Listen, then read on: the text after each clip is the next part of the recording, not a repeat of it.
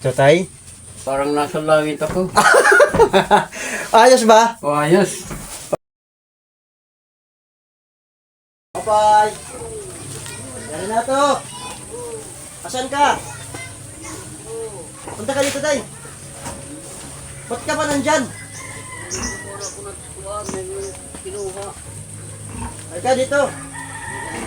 Sara mo yung pintuan. Dapat dito ka na sa bagong bahay mo. Oo. Ika. Mamaya. Mamaya. Go. Kumusta tay? Ha? Ganun pa rin. Oh, meron ka na dito ano. Namili ako dito ng mga kailangan mo.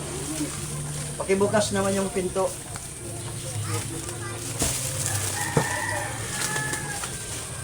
Saan ka ba galing tayo ngayon? Yan lang sa ano. Dyan ka lang sa bahay mo. Sa CR. Ba't hindi ka pa lumipat dito? Pahinga muna ko dahil Dapat dito ka nagpapahinga. Kasi may bahay ka na. Iakit tayo, papasok natin dito. Tara. Ayusin natin dito sa loob.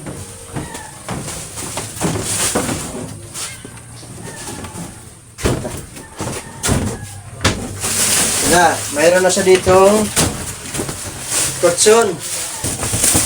Lagyan natin ng floor mat yung ano mo tayo, sahig. Ayan, sinulo yung.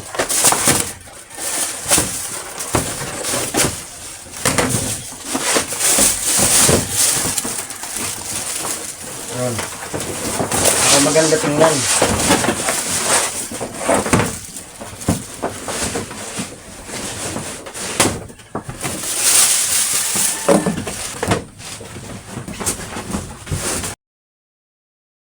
Nilagyan natin ng renolyo yung sahig para malinis at hindi mababasa yung plywood.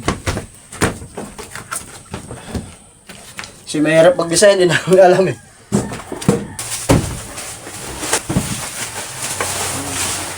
Yan.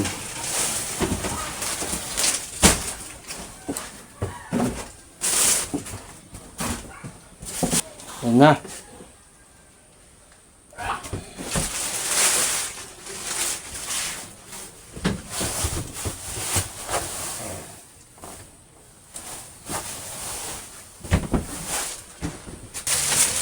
Yan. At saka bumili rin ako ng damit mo, tay. Ito na. Sige, sukatin mo nga to, tay. Binilang kita, tay, ng t-shirt para ngayong Pasko meron kang bagong damit. Oh, thank you. Kaso lang, hindi ako nakahanap ng pants para sa'yo. Nahirapan ako dun. Sukat mo nga. Magkasya sa'yo. Gumandang lalaki na tayo ito. Ha? Gumandang lalaki ako. Gagandang lalaki ka talaga. At pwede ka na mag-asawa.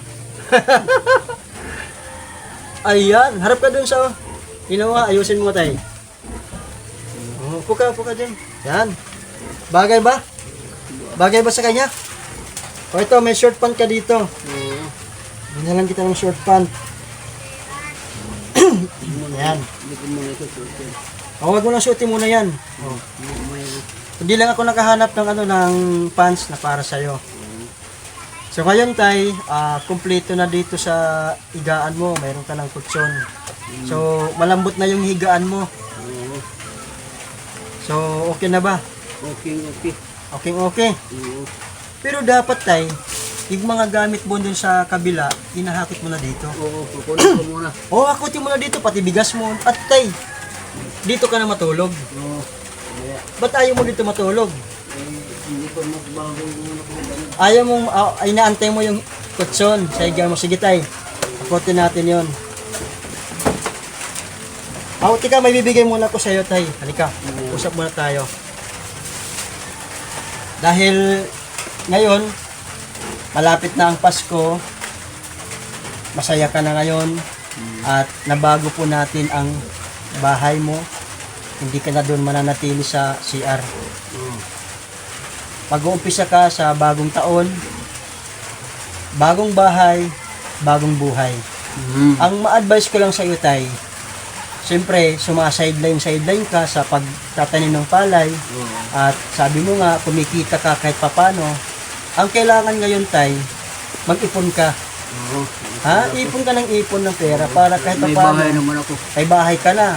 Kahit man lang pagkain. May bisyo ka ba, tay? Hindi. Nagyuyusi ka. Kunti lang. Minsan lang. Pero dapat itigil mo na yung pagyuyusi, tay. Kasi siyempre nagkakaedad ka na. At mag-isa ka lang sa buhay. Tinigil ko na yan eh. At tinigil, maganda yan. Kasi alam mo, tay, kailangan mong pangalagaan yung kalusugan mo.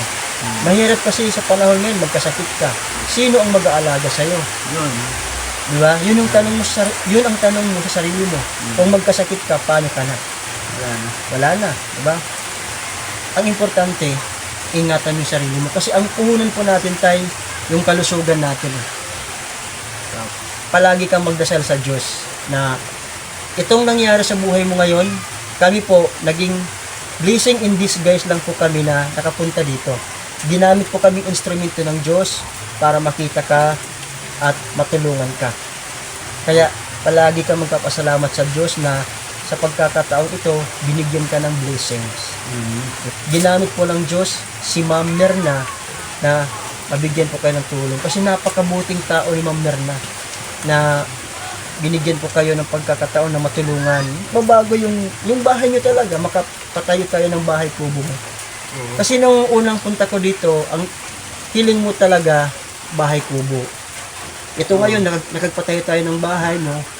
Hindi mo siya ganun kalakihan, at least, komportable ka. Tamang-tama lang. Yung laki nitong bahay mo, tamang-tama lang para sa'yo. Kasi mag-isa ka lang. Ha? Yun yung advice ko sa'yo, ha? Huwag magbibisyo, huwag mag-yuyusi, Hindi na. huwag yung okay lang uminom, pero wag yung mga hard. Oo. Kasi magkakasakit ka rin yan eh. Uminom ako ng Tuba. patulog lang. Papatulog lang. O tuba lang, wag yung mga hard. O pwede yan. Pagport lang. Bali yung ilaw mo ngayon, anong gagamitin mo sa ilaw? May kuryente ka naman, di ba? Oo, may garit. Bali yung kuryente mo, tay, yun ba yung dati mong Hmm. nung masira yung bahay mo, Yun. Hindi na ikabit. hindi na ikabit. Oo. Pero pwede pa yan ma-reconnect natin. Pwede pa. Pwede pa. So, magkano lang yung babayaran? Hmm. Maganda. So, hindi na tayo magbibili ng solar. Oo, yun. Kasi meron namang kuryente. Ikakabit na lang. Hmm. Kasi sayang naman yung kuryente na yun. Sayang. Oo. Bali, i-reconnect na lang para mas maayos. Oo. So, hindi ka nagagamit ng kandila. Hindi na. Kasi mahirap tayo pag yung ginagamit mo, kandila. Baka masunog ano. O masunog. At saka madali lang naman magpa-reconnect ng kuryente. Ito. Oo. At mayroon pang sobra dito na pera. Ibibigay ko to sa'yo. Ito, tay. Bigay ko to sa'yo. At ingatan mo yan. Oo. Para makaabot pa yan sa Pasko. At meron kang panghanda sa Noche Buena. Oo. Ha? Pero babalik ako dito kasi meron pang damit na pwede maibigay sa'yo.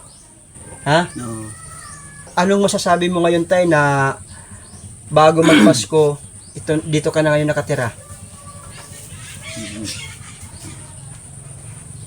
Papasalamat ako sa impulso na nabigyan ako ng bahay dito. Yung mga pangarap ko hindi ko na tutupad. Dahil sumasakit ang tuhod ko. Isang buwan. Standby. Tambay. Kaya ngayon natupad na. Tupad na yung pangarap mo. Oo. Ilang taon ka ba dun sa CR na malagi dun?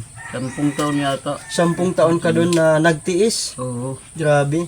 Sa loob ng 10 taon, ngayon lang na isa katuparan ang pangarap mo na magkaroon ng ganitong bahay. Simple lang naman ito, tay. Oo. Pero mas komportable ka na ngayon. Ano? Oo. Sarap naman ang higa. Ano yung pakiramdam mo ngayon, tay? Sagaan mo? Parang nasa langit ako.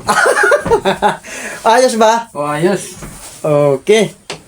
Malambot na yung higaan mo. May bagong unan. Oo. Yan. So, ako lambo. Kulambo. Masarap. Humiga ng ano. So, mas maayos na yung hihigaan mo. Meron ng kutsyon. Malambot na at saka bago. Oo. Yan. So guys, maraming salamat guys sa suporta at pagtangkilik nyo po sa Lakwatcher Pagbulig Vlog.